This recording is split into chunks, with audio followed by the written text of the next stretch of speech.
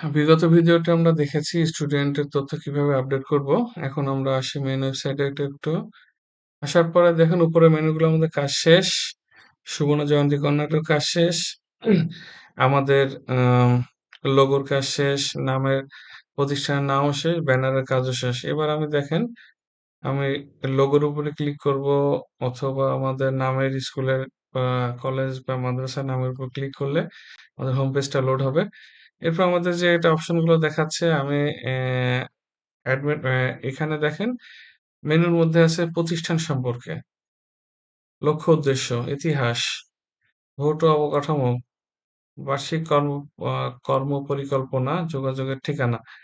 এগুলো আমরা কোথা থেকে আপডেট করবো এক এক করে এখন দেখবো আর কি। আমি অ্যাডমিনে আসি। অ্যাডমিন এবার আর্টিকেল সেটআপে আসবো। দেখেন অ্যানুয়াল প্ল্যান, ব্যানারের নিচে অ্যানুয়াল প্ল্যান আছে।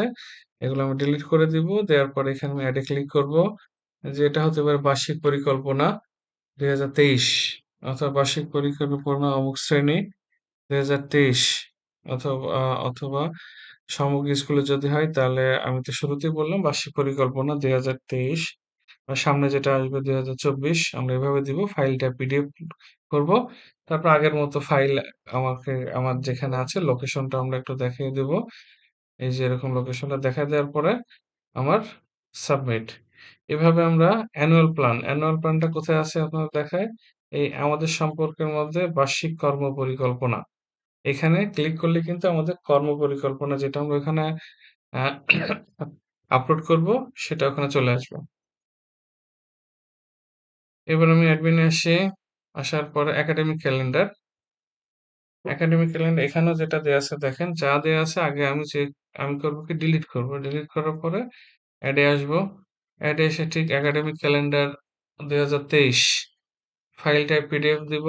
পিডিএফ দেওয়ার পরে ফাইলগুলো আ কোথায় আছে সেটা দেখব। এবার একটু আপনাদেরকে দেখাই যে কোনো কারণে যদি আমার এখানে মনে করেন আমার এই যে একাডেমিক ক্যালেন্ডারে আমি এটা আপডেট করেছি কিন্তু আমার ভুল হয়েছে। আমার আসলে যে ফাইলটা দেয়ার কথা ছিল এটা আসলে এক্সাক্ট ফাইল না। এজন্য আমি যেটা করব সেটা হচ্ছে ঠিক প্রত্যেকটা রো বরাবর ডান সাইডে দেখেন ইনফো আছে, ফাইল আছে, ডিলিট আছে। ডিলিট করলে তো ডিলিট হয়ে যাবে। ইনফোতে ক্লিক করলে আমার যে ফাইলটা আমার যে তথ্য যেগুলো আছে যেমন আমি ইনফোতে ক্লিক করে টাইটেলটা চেঞ্জ করা যাবে আর ফাইলটা কি ধরনের সেটা আপডেট করা যাবে। আবার আসি আমি একাডেমিক ক্যালেন্ডারে আসি। একাডেমিক ক্যালেন্ডারে আসার পর ফাইলে আসলাম। ফাইলে আসলে আমার যে ফাইলটা আমি আপলোড করতে চেয়েছিলাম পরবর্তীতে আমি সেই ফাইলটা আপলোড করে আপডেট যদি দেই তাহলে দেখেন হচ্ছে আমার এখন সঠিক ফাইলটা এখানে চলে আসছে। এরকম করে যদি আমি পরিবর্তন করতে চাই কোনোটা তাহলে এভাবে করব আর ডান সাইডে ডিলিট ক্লিক করলে সব ডিলিট হয়ে যাবে। একাডেমিক একাডেমিক ক্যালেন্ডার কোথায় আছে আমি সাইডে আসি একটু দেখি। একাডেমিক তথ্যের মধ্যে দেখেন ২ নম্বর একাডেমিক ক্যালেন্ডার মেনুটা আছে। এখানে ক্লিক করলে আমাদের যে একাডেমিক ক্যালেন্ডার যতগুলো থাকবে সেখানে ক্লিক করলে যে বিস্তারিত যেটা দেয়া আছে এটাতে ক্লিক করলে আমাদের এই একাডেমিক ক্যালেন্ডার গুলো দেখা যাবে। এবার আমি মেইন সাইটে আবার আসি admission info. Admission info main সাইটে একটু দেখে আসি। ভর্তি সংক্রান্ত তথ্য এখানে ৪ টা অপশন আছে। একটা হচ্ছে প্রসপেক্টাস, ভর্তির নিয়মাবলী, ভর্তি পরীক্ষার সিলেবাস, ভর্তির ফলাফল। আমরা এখন মনে করেন যে কি ধরনের ফাইল আপলোড করব সেটা আমাদেরকে একটু খেয়াল করতে হবে। অনেক সময় দেখা যায় যে ক্লাস 3 বলেন, ক্লাস 5 বলেন, ক্লাস 6 এর জন্য আমরা বিভিন্ন প্রসপেক্টাস তৈরি করে থাকি। মানে ভর্তির জন্য। তো সেই গুলো আমি আপলোড করব প্রসপেক্টাস যে মেনু আছে সেটার মধ্যে। এবার আমাদের যে আ মানে প্রতিষ্ঠানের যে কিছু ভর্তির নিয়মাবলী থেকে থাকে সেই নিয়মাবলীগুলো আমি এখানে আপলোড করে দিতে পারবো। এবার ভর্তি পরীক্ষার সিলেবাস কোন যেসব মানে শ্রেণী আমি ভর্তি পরীক্ষা নিবো, সেসব শ্রেণীর ভর্তি পরীক্ষার সিলেবাসটা আমরা এখানে দিয়ে দিতে পারি। তারপরে দিন শেষে যে মানে ফলাফলটা আসবে, সে ফলাফলটা আমরা এখানে আপলোড করতে পারি। তো এগুলো কিভাবে করব সেটা একটু আপনাদেরকে দেখাই। অ্যাডমিন প্যানেলে আসার পরে বাঁ সাইডে দেখেন অ্যাডমিশন ইনফো নামে একটা মেনু আছে। তার ঠিক ডান সাইডে ওটা ক্লিক করলে ডান সাইডে এড নামে একটা অপশন আসবে। এখানে আমি দেখেন সিলেক্ট করতে পারবো এটা কি প্রসপেক্টাস রিলেটেড কোনো ফাইল, এটা কি ভর্তির নিয়মাবলী সম্পর্কিত কোনো ফাইল অথবা ভর্তি পরীক্ষার সিলেবাস সম্পর্কিত কোনো ফাইল অথবা ভর্তির ফলাফল সম্পর্কিত কোনো ফাইল কিনা। তো যেটা হবে সেটা আমি সিলেক্ট করে টাইটেল লিখবো যে এরকম যদি হয় প্রসপেক্টাস তাহলে লিখবো ক্লাস 6 এর ভর্তির বিজ্ঞপ্তি। যদি হয় এরকম হতে পারে ভর্তির নিয়মাবলী তাহলে লিখলাম যে আমাদের প্রতিষ্ঠানে ভর্তির নিয়মাবলী, অমুক শ্রেণীতে ভর্তির নিয়মাবলী। ফাইলটা পিডিএফ অলওয়েজ আগের মতো, তারপর ফাইল কোথায় আছে ব্রাউজ করে আমার যে ফাইলটা আছে সেই ফাইলটা আমি সিলেক্ট করে এখানে নিয়ে আসবো। সাবমিট দিলে আমার এখানে সাবমিট হয়ে যাবে। তাহলে এই ৪ টা মেনু সম্পর্কে আমরা দেখলাম। এবার ঠিক অ্যাডমিশন ইনফোর মতোই এক্সাম ইনফো নামে একটা মেনু আছে। যেখানেও ৪ টা মেনু আছে দেখেন। পরীক্ষা নিয়মাবলী, পরীক্ষা ফলাফলের সময়সূচি, সিলেবাস, সাজেশন। তো এগুলো যদি আমরা যদি মনে করেন পরীক্ষার নিয়মাবলী সম্পর্কে যদি কোনো কিছু আমরা দিতে চাই, তাহলে সেটা সিলেক্ট করে লিখলাম এখানে যে ৬ষ্ঠ শ্রেণীর পরীক্ষার নিয়মাবলী, ৭ম শ্রেণীর পরীক্ষার নিয়মাবলী। তারপরে আমি যদি এখানে বলি পরীক্ষা সিলেবাসে পরীক্ষা ফলাফলের সময়সূচি, আমরা যে পরীক্ষার রুটিন দিয়ে থাকি স্টুডেন্টের হাতে আমরা চাইলে ঠিক এখানে একটা লিখে দিতে পারি যে সকল শ্রেণীর বা ৩য় থেকে ৮ম শ্রেণীর পরীক্ষার রুটিন এরকম লিখে ফাইলটা পিডিএফ দিয়ে ফাইলটা এখানে ব্রাউজ করে সাবমিট দিতে পারি। এগুলো কোথায় দেখাবে? এটা দেখাবে হচ্ছে ভর্তি পরীক্ষার তথ্য ঠিক পরের মেনুটা পরীক্ষা সংক্রান্ত তথ্য। এখানে এসে ৪ টা অপশন আছে দেখেন। এবার আমরা আসি মেনু মেইন মেনুতে আবার আমরা অ্যাসাইনমেন্ট প্যানেলে যাই। এরপর দেখেন হোম কনটেন্ট। আমাদের কিন্তু একটা জিনিস মাথায় রাখতে হবে যে হোম কনটেন্ট এর ভিতরে কিন্তু আমাদের আ 50% কাজ এখানে আছে। এই এই মেনুটার মধ্যে। তো আমরা যেটা করব সেটা হচ্ছে যে ১ম এ দেখেন কনট্যাক্ট ইনফো আছে।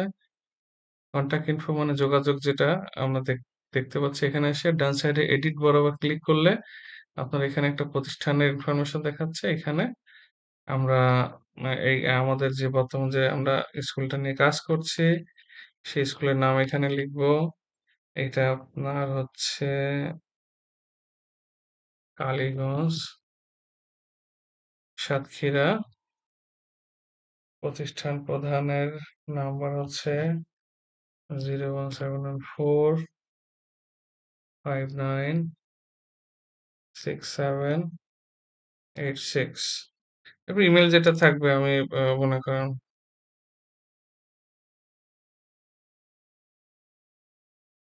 এটা দিয়ে আমি আপডেট করে দিব। ঠিক দেখেন এই আপডেট তথ্যটা আমি যদি মেইন মেনুতে এসে আমাদের যে আমাদের সম্পর্কের ভিতর যোগাযোগের তথ্যতে ক্লিক করি, ঠিক দেখেন এখানে কিন্তু আমাদের এখানে এটা দেখাচ্ছে। এখন আমরা আরেকটু দেখে আসি। ৩ নম্বরে দেখেন হচ্ছে মেসেজ। মেসেজ ভিতরে কি আছে? প্রধান শিক্ষকের বাণী। তারপরে আমরা আগের মতো ঠিক এডিটে ক্লিক করলে প্রধান শিক্ষকের বাণী যেটা সেটা আমরা এডিট করতে পারবো। দেখেন টাইটেলে এখানে এসে প্রধান শিক্ষকের নামটা চেঞ্জ করব। ডিটেইলসে এসে প্রধান শিক্ষকের যে বাণীটা সেটা আমি পুরোটা ডিলিট করে দিব। দিয়ে প্রধান শিক্ষক যে বাণীটা দিবে সেটা এখানে দিয়ে আপডেট করলে বাণীটা চেঞ্জ হয়ে যাবে। আবার আমি আসি এবার প্রধান শিক্ষকের ছবিটা যদি আমি চেঞ্জ করতে চাই তাহলে কিভাবে করব? সেটার জন্য পিকচারের বরাবর আমি ক্লিক করব। ক্লিক করে ব্রাউজ করে এখানে আমি যদি কোনো ছবি যদি থাকতো আমি আসলে এখানে হয়তোবা একটা ডামি হিসেবে আপনাদেরকে দেখাতে পারতাম। মনে করেন যে কোনো ছবি এই মুহূর্তে নাই। জাস্ট আমার যে ছবিটা থাকবে সেই ছবিটা আমি সিলেক্ট করে ওপেন দিয়ে আপডেট দিলে ঠিক এখানে হোম কনটেন্ট এ দেখবেন যে প্রধান শিক্ষকের ছবিটা পরিবর্তন হয়ে গিয়েছে। এরপরে দেখেন ৪ নম্বরে যেটা অপশন সেটা হচ্ছে হোম এটা হচ্ছে একটা প্রতিষ্ঠানের ইতিহাস। একটু ভালো করে শুনে রাখবেন। হোম মেনুটা একটা প্রতিষ্ঠানের ইতিহাস। এটা কোথায় আছে? মেইন ওয়েবসাইটের মধ্যে দেখেন এই যে আমাদের সম্পর্কের মধ্যে ৩ নাম্বারটা ইতিহাস নামে মেনুটা আছে আরকি। ইতিহাস। এখান থেকে আমি ওই তথ্যগুলো পরিবর্তন করলে ইতিহাসটা পরিবর্তন হয়ে যাবে। ধন্যবাদ সবাইকে। আমরা পরবর্তী ভিডিওতে আবার দেখব।